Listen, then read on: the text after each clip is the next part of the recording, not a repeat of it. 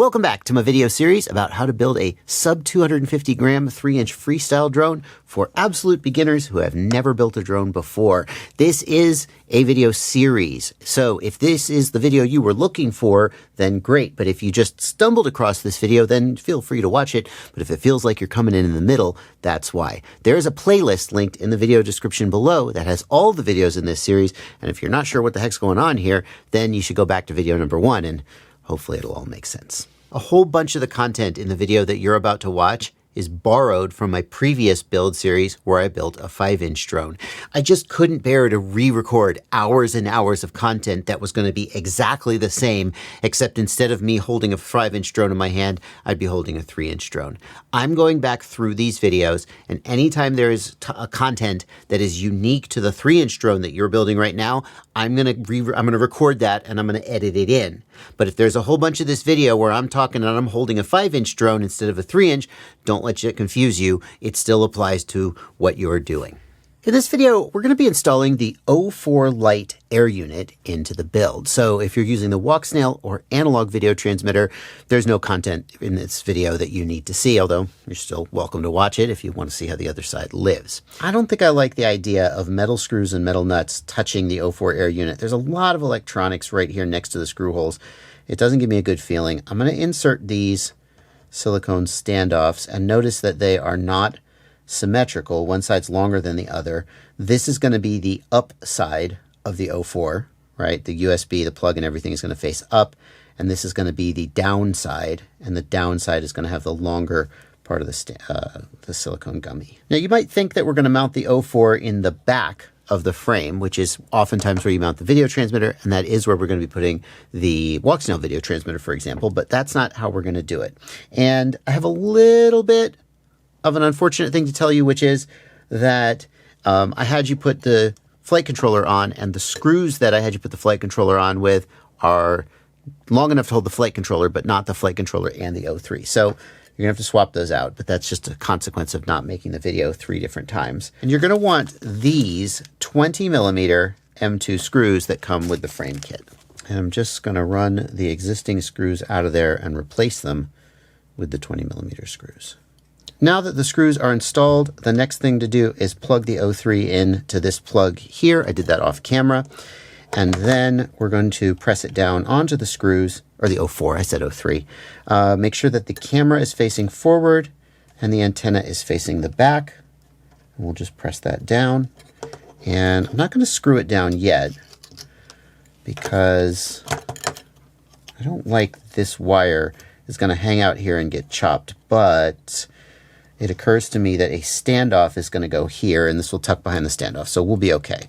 All right, so that's going to go on, and then I'm going to put these 4 little plastic nuts on top of the stack. And when I screw those down, I want to screw them down with just enough tension that they slightly compress the gummies in the stack, but not so much that they like crush them, because we want them to still have a little bit of give to do the vibration isolation. So what I like to do is I'll just compress it a little and then screw it down till it makes contact, and then it'll kind of compress back up, and that's what keeps the screw from coming loose and backing out. You can actually get Nylock nuts. They have a nylon insert, and they will also not come loose. That's what I would use if I were like just to do a build from scratch, but I don't want to use parts that you don't have. So I want to use all the parts that were actually included with the build. Okay, so we're going to put all 4 of these nuts on, and I'll see you for the next step in just a second. It's a good idea to just look between them and make sure that there's no contact between them. We don't want vibration being transmitted to the flight controller, and we don't want any of them like smacking into each other and maybe damaging each other in a crash. You especially want to check connectors like this USB connector. And, you know, they stick up, and we got plenty of spacing here, but we would want to be sure about that. As with any DJI device, the next thing we need to do is activate it and update the firmware. And we're going to do that using this app, the DJI Assistant 2 Consumer Drone Series. There's a link in the video description below if you need to download and install that. Be aware that there's another version of the app out there, DJI Assistant 2 FPV Drone Series, and for the most part, we're not going to use that. Plug the USB cable into the USB port on the side of the 03 air unit. You do not need to plug a battery in at this time. That is incorrect. For the 04 and the 04 Lite, you do need to plug a battery in order to activate and update the firmware. For the 03, you did not. You do need to plug a battery in and power it up. And after a moment, you should see it appear in DJI Assistant. I'm going to click on that, and it's going to ask me to activate the device. Yours may or may not ask you to activate the device. Sometimes they seem to be shipped from the manufacturer or from the vendor pre-activated. If it doesn't ask you to activate it, great. It's already activated. Once you've got it activated, the next thing to do is update the firmware. You will need an internet connection to download the firmware list. Go ahead and update to that latest version. If yours is already on the latest version, you can skip this part. The next thing I'm going to need to do is power up the goggles and power up the air unit. I'm going to power up the goggles first because the air unit has a tendency to get hot. And so I'm going to want to leave it powered on as little as possible. Once the air unit has finished powering up, there will be a red LED here, and I'm going to press the bind button, which is just to the right of the red LED, and the red LED will begin flashing, indicating the air unit is in binding mode. Then I'm going to press the bind button on my goggles. And on the goggles 2, the bind button is right here in between the two eyepieces. And at that point, we should have picture in the goggles. On the Integra, the N3, and the Goggles 3, we long press the bind button for about 5 seconds. Once the goggles begin beeping and the power LED begins scrolling, the goggles are in bind mode. There is one more thing we need to do to get the full performance out of our 03 air unit. If I go into the menu and I go down to transmission, I want you to notice that my channel mode is set to manual. Yours is probably set to auto, and that's okay. But if you did set yours to manual and go down with a bandwidth of 40 megahertz, you would only see one channel, but I have 3 channels. I have more channels available to me than you do because you haven't done the ham unlock yet. In order to do the ham unlock, we're going to download this file from the beyond.d3vl.com website. We're going to open that zip file up, and in it is a file named ham_cfg_support. You can also just create this file by yourself. It's just an empty file with no extension and no contents named ham_cfg support. Next, we're going to put an SD card inside the goggles, or if you already have one, that's fine too. But we want an SD card that has been formatted inside the goggles. So we'll go to Settings, Camera, Format, Goggles SD card, Confirm. Then we will put that SD card into our computer and we will drag that file onto the SD card like so. We will then put the SD card back in the goggles and power cycle the goggles. After we've done that, if we then go into the goggles menu and go to transmission, set the channel mode to manual and the bandwidth to 40 megahertz, we should see that we have 3 channels available. If that's the case for you, then this unlock was successful. Technically, if you live in the European Union, you are not supposed to do this. Practically, that decision is between you and your priest or lawyer, and you will get better performance if you do this. I would like to say that if you don't know about setting your own channels and so forth, it's better to leave the channel mode on auto and let the DJI system handle interference avoidance for you.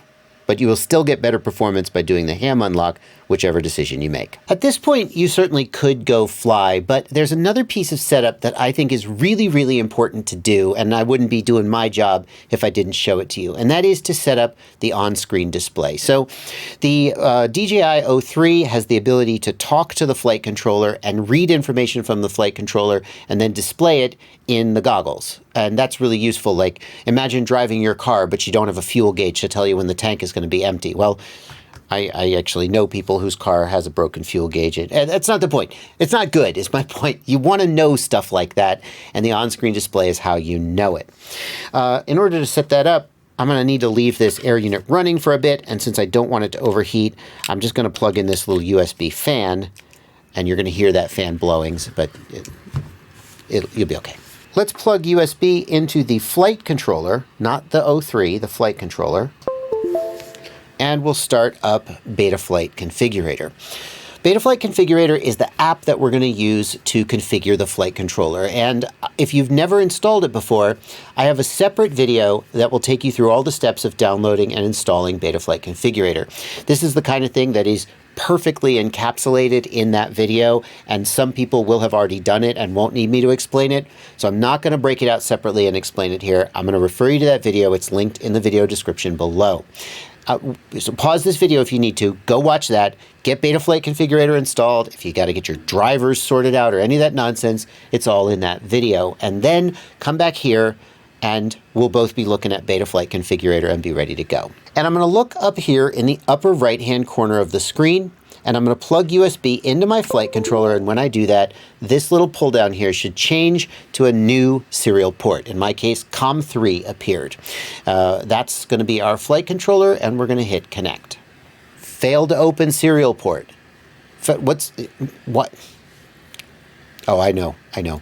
If you have DJI Assistant running, it grabs the serial port and doesn't let Betaflight Configurator have it. Make sure you've closed DJI Assistant before you try to connect. Yes. Connect. Yay! And the simplest way to set up the O3 air unit with a Betaflight flight controller is actually to go to the presets tab. There is actually a preset that will do all the configuration for us. What we're going to do is we're going to search right here in the search box, and we're going to search for O3. And we should find this preset, OSD for FPV, WTF, DJI-O3, Avatar HD. We're going to click that, and then we're going to choose these options. We want map to DisplayPort enabled. We want set HD OSD enabled. And the last thing we need to know is which UART number this air unit is connected to. A UART it stands for a long computer thingy that nobody says out loud. So we're just going to call it a UART, U-A-R-T. And a UART is kind of like a USB port on your computer, in that like you plug your mouse into it, you plug a peripheral into it. In this case, the peripheral that is connected to the UART is the air unit, and it's going to use that UART to talk to the flight controller about the information it needs to draw the on-screen display in your goggles. The flight controller has several different UARTs. If we close this here and we go to the ports tab, we can see there are 6 available UARTs, and each of them is going to be used for some different peripheral that we're going to connect to the flight controller. But we don't know which UART number the air unit is connected to. And we especially don't know that because normally when you wire up a peripheral, you solder the wires. The peripheral will have a TX and an RX wire, and you solder those wires, transmit and receive to the TX and the RX pads on the flight controller, and those pads are labeled TX1, TX2, TX3, and that number corresponds to the UART that you've connected to. So normally you would solder your wires to the flight controller and you would know what UART number you had soldered those wires to. But in this case, we connected the air unit to the flight controller with a plug, and we don't know what UART number that plug corresponds to. So we're going to go to the product page for our flight controller, and we're going to look for, well, here's a wiring diagram, but even better, we're going to find the user manual. We'll download that user manual and take a look. There we go. That's what I'm looking for. Here we go. SBus TX2. No, you're not going to tell me? Not going to document it in this table? GPS TX4 RX4? Yeah. Okay. Well, I'll just look then. And I happen to know that here on the underside of the board, this is the PCB footprint for the plug where the air unit is plugged in. Also, if I just kind of look, I can see that's where it's plugged in. And I also recognize this pattern of pins, voltage ground, TX1, RX1 ground, and then a different UART, that is the standard DJI pinout. It seems like they could have documented that better. Like in this table, function, air unit, TX1, RX1. No? Okay. Well, good thing you've got me. So I can see here that the air unit is plugged in and it's using TX1 and RX1. I really wanted to do that in a way that if you hadn't had me, you could have followed it along and come to the same conclusion by yourself, but it didn't work out that way. This is the standard plug for an air unit. And these 2 pins right here, that's the UART number that the air unit is connected to. I guess that's what you need to know. So we're going to go back to the presets tab. We're going to find our O3 preset. So we're going to select UART 1 here. We're going to hit pick, and then we're going to hit save and reboot. It turns out that preset doesn't quite completely configure what we need configured. So there's something we're going to have to put in manually. We're going to go to the CLI tab. and you're going to paste in the following lines. I'm going to put these lines down in the video description so you can copy paste them and you don't have to type them in. The lines are going to look like this, and then you're going to type the word save in the text box at the bottom of the screen and hit enter. Next thing I want you to do is go into your goggles and go into the menus, go down to settings and display, and you should see there an option for canvas mode. Change that canvas mode option to HD. You will need to have your air unit on and bound and working in order to change that option. Otherwise, it'll be grayed out. At this point, you can turn on options here in the OSD, like battery voltage. You can turn that on, and when it appears in screen in Betaflight Configurator, it should also appear. I'm actually going to give you a sample layout that I like to use. Again, it'll be down in the video description below, and you can copy paste it in. Let me show you how I do that. Here in the CLI tab, I'm just going to click in the text box here and paste that stuff in, and then type the word save. And when you do that, you should see a whole bunch of additional information in the screen of your goggles. If you don't like that, feel free to go back to the OSD tab, and you can click these check marks to turn any of these things off. You can drag them around and put them wherever you want. You can personalize it to your heart's content. Before we continue with the video, I'd like to remind you that the single best way for you to help make sure that I am able to continue making content like this, which hopefully you value, is to join my Patreon. Patreon is a website where you subscribe to me for as little as $2 a month. That's the minimum amount, just $2 a month. Someone's vacuuming. But join my Patreon, get access to my Discord server, and just feel good about supporting the work that I do here. If you watch my content regularly, then hopefully eventually you'll come to a point where you go, this guy's earned my support. If today is that day, join my Patreon at any level, at any dollar value that you pick. $2, pick $5, pick $10, pick whatever amount you think is fair for the amount of value you get out of my content. There's a link down below where you can click through. And if today's not the day, if you're like, I just want to watch the video, you've probably already skipped ahead. But yeah, keep watching the content. I'll keep making the content, and I hope that day comes.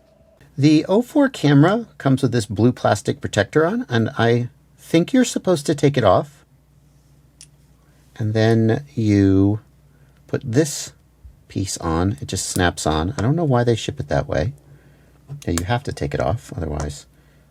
There we go. You couldn't put this piece on. So we got that. I don't think there's an upside or a downside to this, so it doesn't matter. Next, we're going to get these two camera plates, and they've got a top and a bottom and an inside and an outside, and it turns out that the designer of the frame was very clever, and there isn't a way to get them to line up except the one way that they are correctly installed. So you basically can't install them wrong. The screws won't go in. But if we take a look here at the frame, we've got the tab here, and it's going to be for this tab here, and the screw hole here, and you see it kind of cocks to the outside here, the same way as this kind of pulls to the outside. And so that's going to be the left camera plate, okay, and the right camera plate, like so. And if we look at them from the side, that's what they look like. It swooshes towards the back, right? And it cuts to the outside. But again, they won't line up if you put it in upside down or backwards, so just make it line up. And then we're going to get some of these 4mm screws up through the bottom and hold the camera plates in place. Next, we're going to get these plates and install them onto the 04 camera. And you make sure you do it right. There is a recessed screw hole on the outside. So the flat side goes in towards the camera, flat side in, recessed screw hole out. And then you think that it kind of goes like this and mirrors the profile of the camera, but it doesn't. It goes like this, which pushes the camera forward and places it correctly in the frame. I'm going to install that with these little screws that came with the 04 Pro. They're just the right length, and I'll see you in a second. Next, we're going to get two of these mounting adapters, and I want you to see that two of them are soft silicone and two of them are 3D printed TPU. It's harder and more rigid, still a little bit of give, but these are like really soft and squishy. These soft squishy ones are the ones you have to use. They have different spacing on the holes. These are for the analog camera. We're not using them yet. These are the ones you want, the soft silicone ones. And what I want you to do is put one of the camera plates on, but not the other, for a reason which will become apparent later. We're going to get some of these 6mm screws that, well, to be honest with you, they're just laying on my desk. I'm not even sure where they came from. Maybe the motors, maybe the flight controller. So with them installed, the camera's going to look like this. And for the rest of this tutorial, I'm going to have them the other way around because I did it the wrong way first. So you probably won't even notice, but. And I'm going to put it through this adapter like so. Take note of the direction it's coming from, the outside versus the inside. And then that is going to screw. I'm going to put it in the back set of holes here. I believe that's going to be right. And it's going to screw into the TPU. It's just going to bite into the TPU. You don't want to use too long of a screw and have it hit the camera, naturally. And then get another one. And that's going to be installed on the camera like so. And you're going to do the other one on the other side exactly the same. Also, note that the narrow end of the adapter is facing up and the camera wire is coming out the top of the camera. Okay? Don't get that turned around. And now I'm going to show you the reason why I had you only put one of the camera plates on. Because we can just stick this in here instead of having to line up all the screws with it already inserted, and it's a giant pain in the butt. And then I can just get the second camera plate and kind of stick it on like so, right? And then just kind of work it down into the slot. It's a little tricky to do it on camera, but it's a whole lot easier just to wiggle this second camera plate into position than to try to install the screws and get everything to line up. So with that done, then I'm going to put that last M3 screw here to hold that camera plate in position. As for the antenna, this is how you're going to mount it, but don't mount it yet because as you can see, you're going to want to mount the receiver as well, and you haven't installed the receiver yet. Unfortunately, there isn't an optimal way to mount the stock antenna on the 04. It's not long enough to go to any kind of like 3D printed mount. You could certainly buy an aftermarket antenna, but we didn't want to raise the cost of the kit by including that and making you pay for it. If you do buy an aftermarket antenna, you're going to need a longer cable. The standard cable that comes with the luminaire antennas is 6 centimeters long, and that's not long enough. You'll need an extended length one, and then you'll need some kind of a 3D print to hold it. But rather than introduce all that complexity, we just decided to do this. I want you to see that there is no tension on this wire, right? Because you don't want to put any tension on this UFL and either disconnect the UFL or potentially break it off, right? It's just kind of held there and it's hanging out the back. This is not ideal for range. You have better range if it was out the back, but the trade-off between like if we were to hang it out the side, it would just get chopped by the props, and we don't want that. So this is how we're going to do it. If you feel like putting the extra motivation into buying an aftermarket antenna and 3D printing a mount, you certainly can, and you will get better range. But the range on the 04 Lite is pretty good, and that's what we're going to go with for now. Well, not for now. After you do the receiver. For now, just leave it alone. But then it's just going to get zip tied around the receiver and just sort of loosely but also securely held in place. So to recap, we have installed our 03 air unit, installed our camera, plugged it into the flight controller, activated and updated firmware on everything, and then set up HD-OSD in the flight controller so we can have all the information that we need on screen in our goggles. At this point, head on back to the playlist linked in the video description below, or a card will appear here on screen in just a second, and find the next video that applies to you. That's going to be, well, the next one is going to be me installing the Walksnail video transmitter, so you're probably not going to watch that, and it'll probably be whatever the video is after that. See you there.